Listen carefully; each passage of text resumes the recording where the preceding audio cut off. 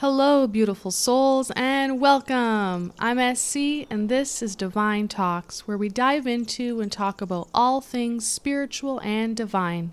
Today, we're diving into the spiritual significance of criticism, especially when it feels unfair or unjust, and how we can use that criticism as a gift of healing towards reclaiming our power. If you've ever felt drained or felt diminished by the words and judgment of others, please know that your power is not lost. It is simply waiting to be remembered and harnessed. But before we begin, I invite you to honor your free will and use your discernment to only take what resonates for you. This is only my perspective, and I trust you will only receive what feels true to you in this moment. If something doesn't align with your heart and your inner knowing, that is perfectly okay. So get comfortable and settle in, take a breath, and let's begin. Every and all experiences that we face and go through are catalysts.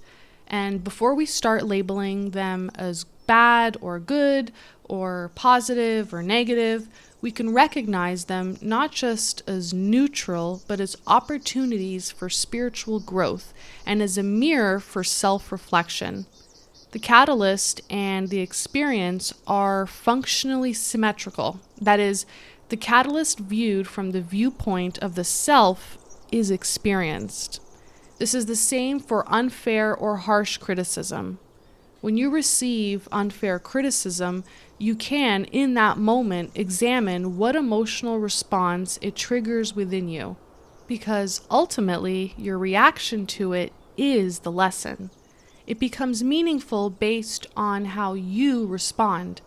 And so, unfair criticism isn't a punishment, but an opportunity for self-exploration.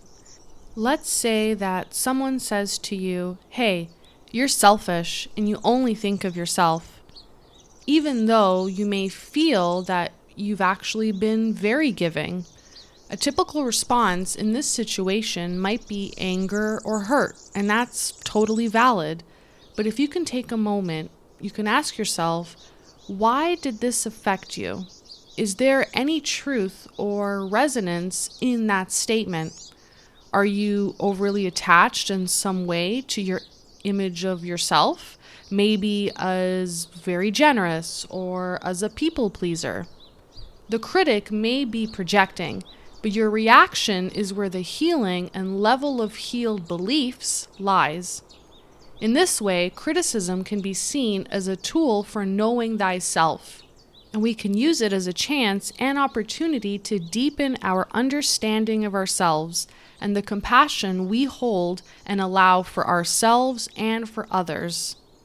Criticism is also a gift, even when it's not true, because it allows you to see where your boundaries are and where the self-image may differ from how others perceive you. And when we examine the criticism, it's important to do so gently and using discernment to recognize what does and doesn't resonate for us, and what doesn't, leaving it behind, and offering forgiveness to both ourselves and to others. This gentle process transforms the interaction into one that is self-healing instead of one rooted in combative self-defense. And we, of course, are not accepting mistreatment, but we are instead putting a stop to being unconsciously reactive. The task in being on the path of acceptance is the key in reclaiming personal power, and not of the injustice itself, but of your feelings, the situation, and the critic. This, of course, doesn't mean that we are tolerating abuse.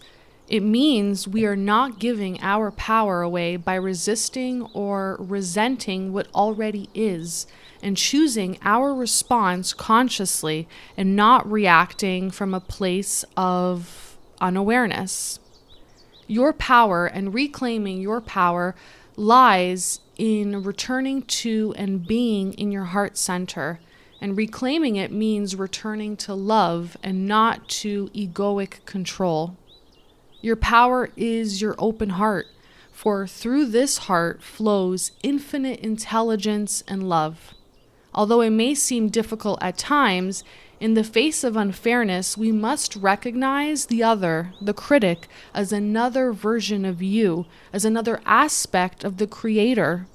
Unfair criticism hurts because it challenges our sense of identity in where we belong and how others view the image we have of ourselves. But we can use these sacred opportunities to respond with discernment and not with judgment, and to allow ourselves to feel and release emotional energy rather than suppress it, to ultimately return to a state of centeredness.